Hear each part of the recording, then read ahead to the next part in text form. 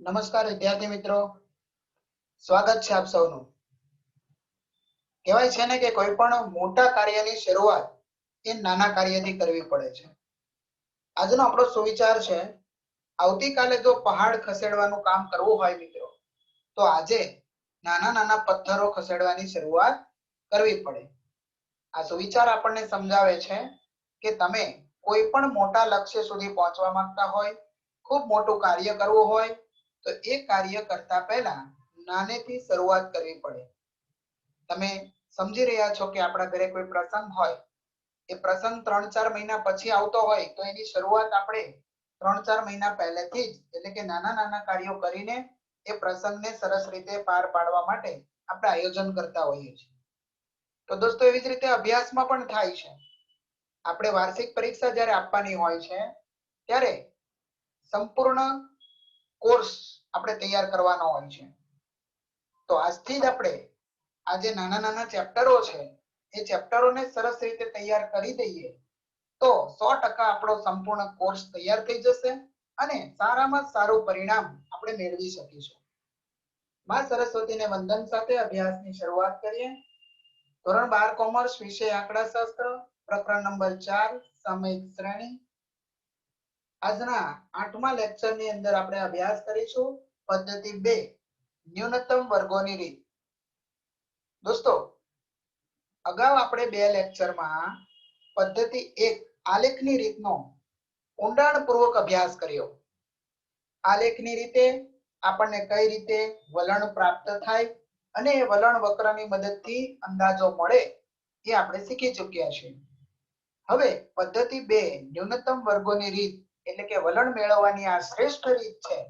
આ રીતને ખૂબ જ કાળજીપૂર્વક શીખ્યા આપણે મિત્રો। 5 માર્ક્સમાં આ પદ્ધતિ પૂછાય છે અને ચેપ્ટર નંબર 3, સુરેખ નિયત સંબંધમાં જે રીતે આપણે ન્યૂનતમ વર્ગોની રીતના દાખલાઓ ગણેલા, એ જ સ્ટેપમાં આ પદ્ધતિ અહીંયા વર્ક કરશે અને એ જ રીતે આપણને અહીંયા પણ સમીકરણ મેળવવાનું રહેશે। આવો આપણે સમજીએ ન્યૂનતમ વર્ગોની રીત। સુરેખ વલણ માટેની શ્રેષ્ઠ પદ્ધતિ એ ન્યૂનતમ વર્ગોની રીત છે।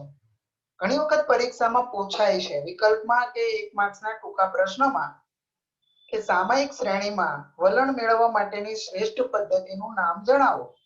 તો કઈ પદ્ધતિ આવશે મિત્રો? ન્યૂનતમ વર્ગોની રીત। બીજું, ભવિષ્યના અનુમાનો માટે અહીંયા વિશ્વાસ પાત્રતા જોવા મળે છે। અહીંયા જે આપણને અનુમાનો મળે છે, ગાણિતિક ક્રિયાઓ દ્વારા મળે છે। સૂત્ર મૂકીને આપણે ભવિષ્યના અંદાજો મેળવીએ છીએ, જે વિશ્વાસપાત્ર આંકડાઓ હોઈ શકે છે। ચેપ્ટર 3 માં આપણે જે શીખી ગયા એની અહીંયા એક નાની એવી પુનરાવર્તિત ક્રિયા જોઈ લઈએ। જેમ આપણે નિરપેક્ષ ચલ x હતો અને સાપેક્ષ ચલ y, x અને y આપણા રકમમાં 2 અવલોકનો આપેલા હતા। એની મદદથી આપણે સુરેખ મોડેલ જોયું હતું, y બરાબર alpha plus beta x plus u। આ સુરેખ સમીકરણ કહેવાય। પરંતુ જ્યારે આપણે દાખલો ગણતા હતા ત્યારનું સમીકરણ જે હતું એ તો y કેપ બરાબર a વત્તા bx। આ જે ચેપ્ટર 3 માં સમીકરણ મેળવવા માટે આપણે x બાર y બાર મેળવતા હતા, ત્યાર પછી b ની ગણતરી કરતા હતા, એ મેળવતા હતા ના મોડેલ આપણને પ્રાપ્ત થતું હતું। એ જ રીતે અહીંયા ચેપ્ટર નંબર 4 માં સામયિક શ્રેણીમાં નિરપેક્ષ ચલ આપણા માટે સમય છે t, નિરપેક્ષ ચલ સમય t અને સાપેક્ષ ચલ એટલે yt। જેમ અહીંયા x અને y રકમમાં આપેલા હતા એ જ રીતે આપણને અહીંયા આપશે t અને yt। અહીંયા આપણું સુરેખ મોડેલ બનશે મિત્રો alpha plus beta T plus you. અહીંયા બીટા x કારણ કે નિરપેક્ષ ચલ તરીકે x હતો, જ્યારે અહીંયા નિરપેક્ષ ચલ તરીકે t છે અને u એટલે ત્રુટિ ચલ। તો અહીંયા આપણું મોડેલ બનશે, સમીકરણ બનશે y કેપ બરાબર a પ્લસ bt। જેમ અહીંયા a પ્લસ bx હતું એ જ રીતે અહીંયા સુરેખ સમીકરણ આપણું બનશે a પ્લસ bt। તો હવે તમને સમજ આવી ગઈ હશે મિત્રો કે જ્યાં આપણે x બાર y બાર ગણતા હતા ત્યાં હવે t બાર y બાર ગણવાનું છે। x ઉપરથી x બાર તો t ઉપરથી t બાર, y ઉપરથી y બાર તો અહીંયા પણ y ચલ છે એટલે y બાર। t બાર અને y બાર મળે એટલે b નું સૂત્ર આવશે, પછી એ મેળવશું અને આ મોડેલની મદદથી આપણે ભવિષ્યના અંદાજો મેળવી શકીશું. તો આ આપણે પુનરાવર્તિત ક્રિયા જોઈ લીધી. હવે આ ન્યૂનતમ વર્ગોની રીતના કેટલાક ફાયદાઓ છે અને કેટલીક મર્યાદાઓ છે જેને આપણે સમજીએ. સૌથી પહેલા જોઈએ મિત્રો ગુણ. પહેલો ગુણ છે કે આ પદ્ધતિની મદદથી આપણને ભવિષ્યના અનુમાનો પ્રાપ્ત થાય અને આ મેળવેલા ભવિષ્યના અનુમાનો જે છે ગાણિતિક ક્રિયાથી મળતા હોવાથી જુદી જુદી વ્યક્તિની સાપેક્ષમાં બદલાતા નથી. આપશ્રીએ હમણાં જ અભ્યાસ કર્યો આલેખની રીતનો. એ આલેખની રીતમાં વલણ વક્ર વ્યક્તિ દીઠ જુદા જુદા હોય છે, માટે અનુમાનો પણ જુદા જુદા હોય છે. એવું આ રીતમાં થતું નથી. અહીંયા ગાણિતિક ક્રિયા હોવાથી દરેક વ્યક્તિના જવાબો સમાન આવશે અને મેળવેલા અનુમાનો પણ દરેક વ્યક્તિના સમાન રહેશે. માટે ભવિષ્યના અનુમાનો કેવા રહેશે? સરખા રહેશે, એકરૂપતા જળવાય છે. બીજું, વલણના અનુમાનો મેળવી શકાય છે. નિરપેક્ષ ચલ t ની આપેલી કિંમત માટે વલણનું અનુમાન મેળવી શકાય છે. એટલે કે t ની કોઈ પણ કિંમત આપણી પાસે માનો કે 2002 થી 2010 સુધીના વર્ષની કિંમત હોય તો એની આપેલી કિંમત ઉપરથી 2012 કે 14 કે 16 સુધીના વર્ષની કિંમતો આપણે અંદાજિત કિંમતો મેળવી શકીએ છીએ. એટલે કે વલણના અનુમાનો પ્રાપ્ત થાય છે. વચગાળાના વલણનું અનુમાન પણ અહીંયા મેળવી શકાય છે. વલણની કિંમતો સમીકરણના આધારે મેળવવામાં આવતી હોવાથી વચગાળાના સમય માટે પણ વલણનું અનુમાન કરી શકાય છે. વચગાળાનો સમય એટલે હમણાં જેમ વાત કરી કે 2002 થી 2010 સુધીના સમયગાળાની વાત આપણી પાસે કરેલી હોય તો એમાં વચ્ચે જો કોઈ વર્ષની માહિતી ખૂટતી હોય, 2006 ની 2008 ની માહિતી ખૂટતી હોય તો એ માહિતી પણ આપણને આ સમીકરણ દ્વારા પ્રાપ્ત થાય છે, આપણે મેળવી શકીએ છીએ. આમ ત્રણ અહીંયા ફાયદાઓ જોવા મળે છે ભવિષ્યના અનુમાનો ગાણિતિક હોવાથી. એ દરેક વ્યક્તિના જવાબો સમાન રહેશે, દરેક વ્યક્તિની સાપેક્ષમાં બદલાતા નથી. બીજું, નિરપેક્ષ ચલ t ની આપેલી કિંમત માટે વલણના જુદા જુદા અનુમાનો મેળવી શકાય છે અને સમીકરણના આધારે વચગાળાના સમય માટે પણ વલણનું અનુમાન કરી શકાય છે. હવે આપણે જોઈએ આ પદ્ધતિની મર્યાદાઓ. પહેલી મર્યાદાઓ અહીંયા ગણતરી ખૂબ લાંબી છે. લાંબી ગણતરી એટલે કે જુદા જુદા 4 સ્ટેપમાં આપણે પસાર થઈએ છીએ.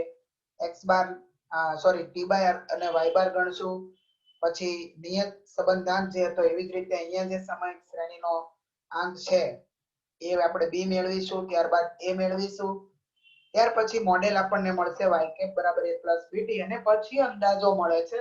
ખૂબ લાંબી અને જટિલ ગણતરી અહીંયા જોવા મળશે. વલણ મેળવવા માટે લાંબી ગણતરીમાંથી પસાર થવું પડે છે.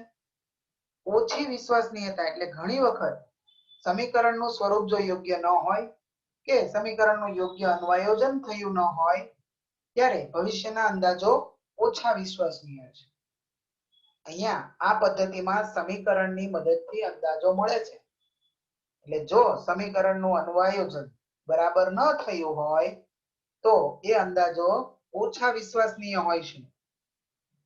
ત્યાર પછી મિત્રો વલણ સુરેખ ન હોય એટલે કે આલેખમાં આપણે જોયું હતું કે વલણ સુરેખ ન હોય ને તો પણ આલેખની પદ્ધતિથી આપણને વલણ મળે વક્ર સ્વરૂપે.